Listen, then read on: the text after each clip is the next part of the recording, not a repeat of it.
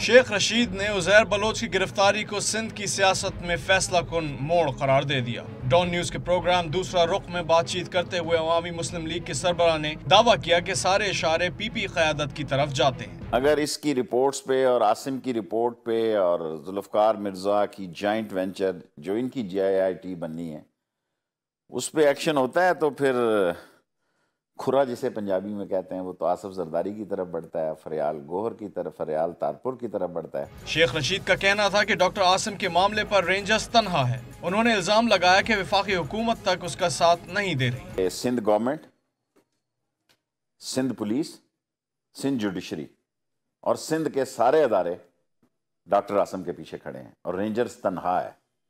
Rangers के साथ कोई भी नहीं खड़ा हुआ और मरकजी हुकूमत की भी सारी हमदर्दियां आसिफ जरदारी साहब के साथ हैं। अवामी मुस्लिम लीग के सरबराह ने फौज और सिविल हुकूमत के दरमियान इख्तलाफात का भी दावा किया। कैसे हो सकती है एक पेज पे उन्होंने रायवेंड जाती उमरा बुलाया तो फौज को पता नहीं था, कोई मामूली बात है।